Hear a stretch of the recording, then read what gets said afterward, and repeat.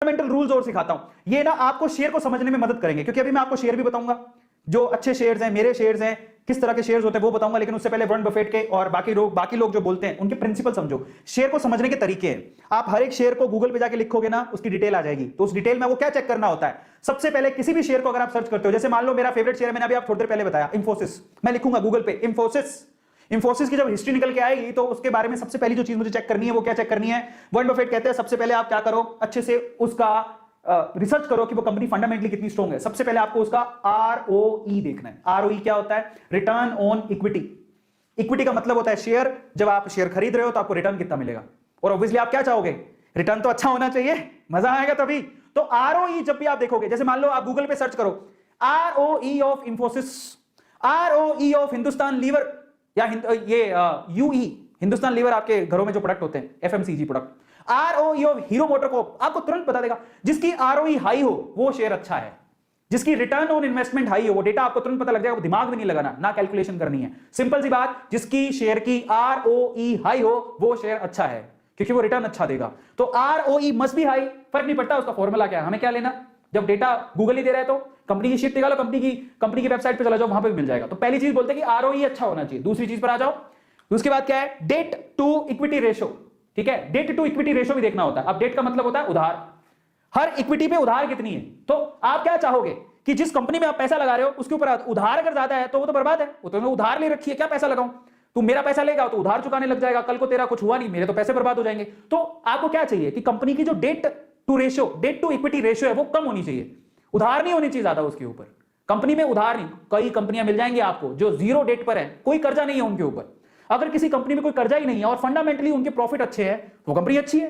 तो आप जाके जब सर्च करोगे कि जाओ बताओ इंफोसिस का डेट टू इक्विटी रेशो कितना है, दैट मस्ट बी कम, दैट मस्ट बी लो।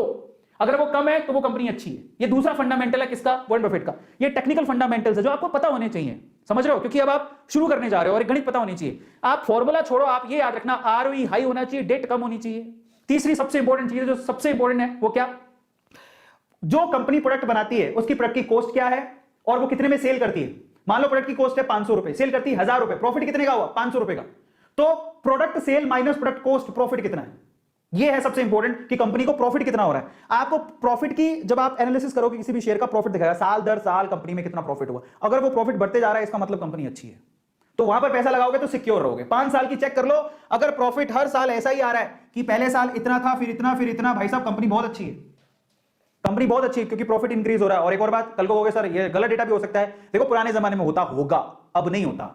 सेबी बैठी है, एक बहुत बड़ी ऑर्गेनाइजेशन है, रेगुलेटरी है इंडिया में, कुछ फर्जीवाड़ा होता है तो कंपनी ब्लैकलिस्ट कर दी जाती है। तो आजकल वो फर्जीवाड़े नहीं होते, तो आप चिंता मत करो। आप ये मत सोचना कि ये तो डेटा गलत भी हो सकता है, कोई गलत डेटा नहीं देगा। आज के टाइम पे कोई भी कंपनी के लिए बहुत सख्त रूल्स रेगुलेशंस हैं। अगर कहीं भी कंपनी डिफॉल्टी पाई जाती है, देखो एक्सेप्शन केस की बात नहीं करते, सजा मिलती है हर किसी को, अगर कहीं भी कुछ भी गड़बड़ पाई जाती है तो कंपनी तुरंत ब्लैकलिस्ट हो जाती है, वो मार्केट पे काम नहीं कर पाएगी, इतने सख्त रूल है।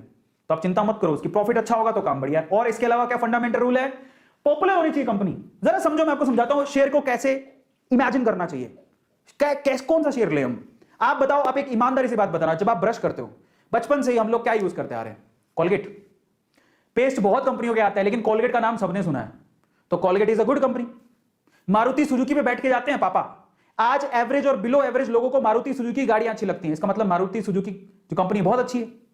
कहां कब से सुनते आ रहे हैं, एसबीआई बैंक, भाई साहब अगर आपके पुश्तों में किसी ने अकाउंट खुलाया होगा तो स्टेट बैंक ऑफ इंडिया के किसी ब्रांच में खुलाया होगा, आज भी चलते आ रहा है। तो ऐसा बैंक बर्बाद होगा नहीं, गवर्नमेंट का बैंक है, फंडामेंटली स्ट्रांग है, बैंक बहुत है, लेकिन आपका भरोसा सबसे ज्यादा किस पे होगा।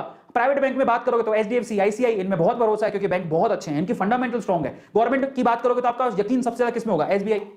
अभी बैंक कहां जाएंगे, अगर किसी भी प्रोडक्ट की या किसी भी सेक्टर में किसी प्लेयर की इमेज बहुत अच्छी है, काफी लंबे टाइम से वो परफॉर्म है, वो एक प्लेयर है, लंबे समय से चलते आ रहा है, तो डेफिनेटली अगर वो वेल नोन है ना, तो इसका मतलब वो अपने आप एक अच्छी कंपनी है।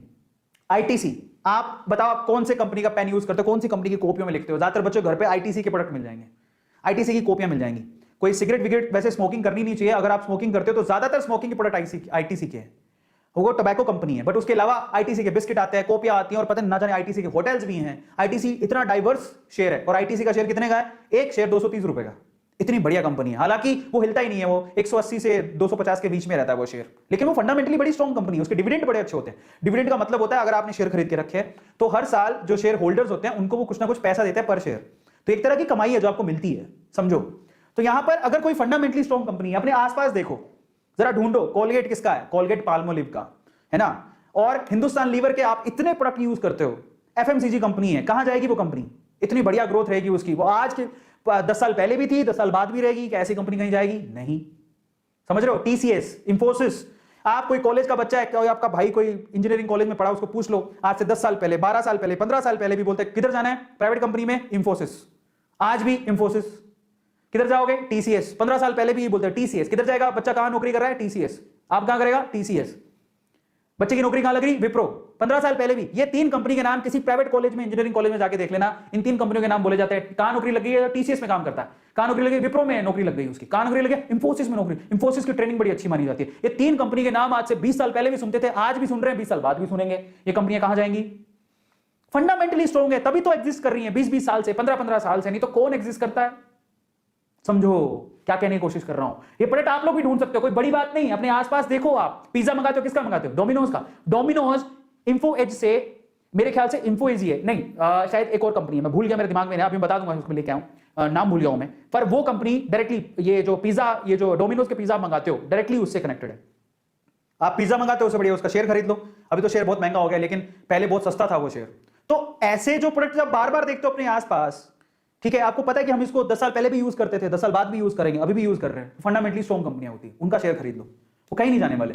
अब रिसर्च करो, वॉरेन बफेट ये कहता है कि अच्छे से रिसर्च कर लो, कंपनी फंडामेंटली स्ट्रॉन्ग है कि नहीं है। आप कितना यकीन रखते हो? अपने घर पे देख लो, बहुत सारे ऐसे प्रोडक्ट मिल जाएंगे जिनके शेयर्स मार्केट में लिस्टेड है। बस यही है मंत्रा, और कुछ नहीं है। और जब आपको लगे कि किसी एक पर्टिकुलर एरिया में बहुत सारी कंपनीज हैं, तो उनमें फ्लैगशिप किसके पास है, सबसे टॉप की कंपनी कौन सी है, उसको पकड़ो। कोलगेट टूथपेस्ट में आप कोई भी बच्चा जानता है, आज टूथपेस्ट कोई बोलता भी नहीं है, बोलता कोलगेट ले आना, नहीं बोलते क्या? कभी पापा को बोला पापा कोलगेट ले आना, पापा चाहे लाए दूसरा प्रोडक्ट, लेकिन कोलगेट से समझ जाएंगे कि उसको दांत घिसने के लिए पेस्ट चाहिए।